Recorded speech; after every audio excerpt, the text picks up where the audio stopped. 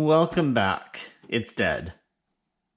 There's no easy way to say it. It's dead, and I haven't even gotten to run it fully once. So yesterday, after unboxing and all of that sort of stuff, I didn't charge the batteries, but I plugged them in and ran it for 2 minutes, just around the kind of driveway up and down and back, and then put it away for the night. So today I started another video and I'm going to show you guys most of that here now. It was basically just getting set up for running this truck, right? So charging the batteries and one little upgrade that I did to add a shroud to it and stuff like that. So I'll show you guys that now, and then once we're back, I'll explain what the heck's going on. Welcome to Some Guy's Garage, a little pre-run video here just as I'm getting set up. I have the batteries charging, I'll talk about that in a second. And I've got the truck here, and I've done one thing to upgrade it a little bit. We'll call it an upgrade anyway, we'll see how it works, but I'll go through that as well as getting the controller ready. So I have already put the batteries into the controller. There's 4 AA's that just slide into the slot on the bottom here. And as you can see, when you power it on, you get the nice little green light and, good to go in that sense. They are, or this one anyway, came pre-paired to the truck itself, so I didn't actually have to do anything to make this and the truck talk to each other. It just works straight away.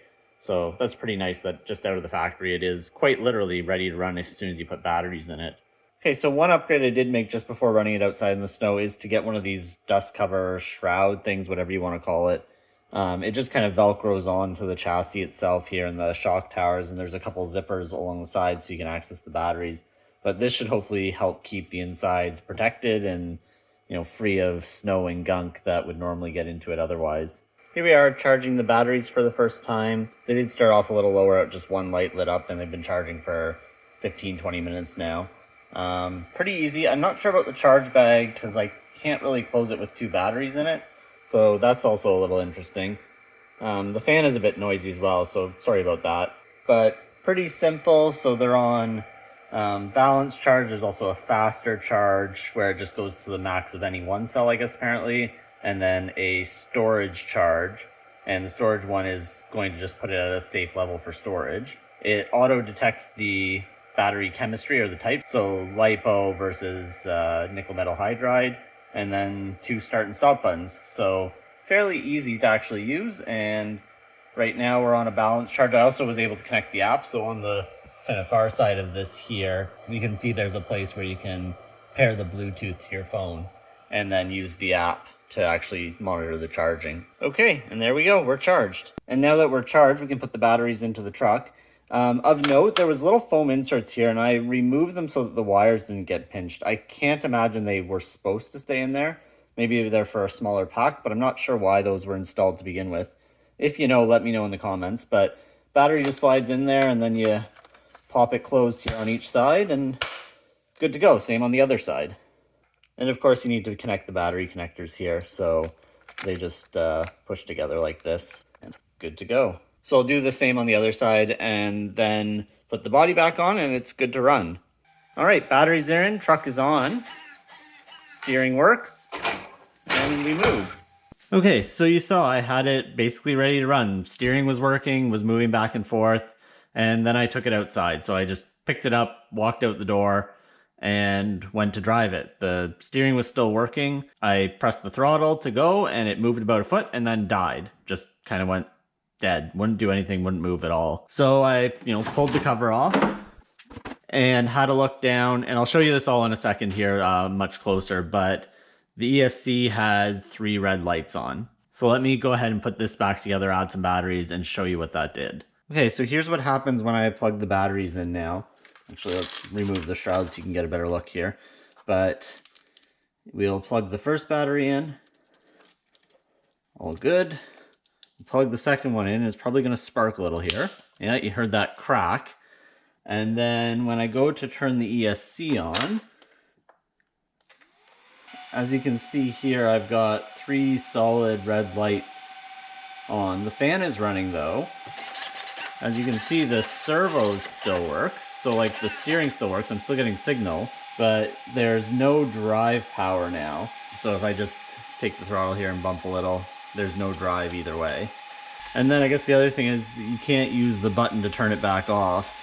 holding it down or pressing it just doesn't seem to do anything. So to get it to shut off now, it's a matter of pulling the plug on at least one of the batteries.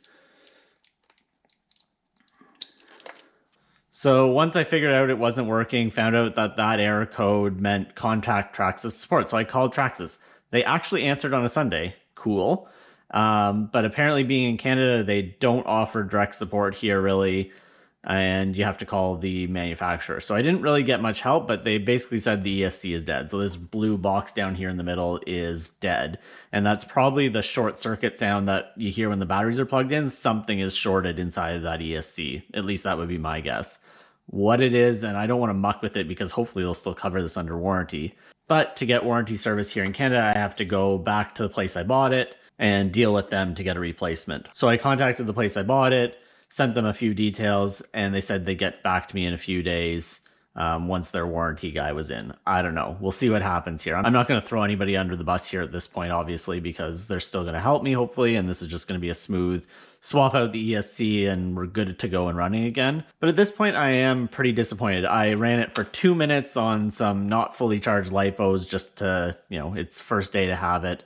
And then today, being the second day I've had it, wanted to take it out for a proper drive, charged up the batteries, hooked it all up, got it ready to go, and couldn't even get it more than 2 feet from my front door before it died, and it is completely dead at this point. I can't drive it. So pretty disappointed. I guess at this point, I'm going to call it a video here. I don't have too much more to say. Once I get information on what they're going to do to warranty it, hopefully they'll just ship me a new ESC. The place that I actually got it is a little ways away, so I'm hoping they just ship me a new ESC, swap it in, and we'll be good to go. But hard to say at this point, but I'll let you guys know once that's all been taken care of.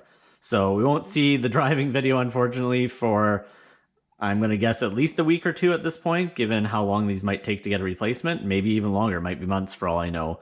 But that's where we're at. Pretty disappointed in Traxxas for having something that failed basically out of the box. Not even getting to run it or do anything proper with it, really. So I'm really hoping this all gets solved quickly and can get back to actually enjoying this thing. But that's all for today. Subscribe if you want to see what happens to this thing. But otherwise, thanks for watching.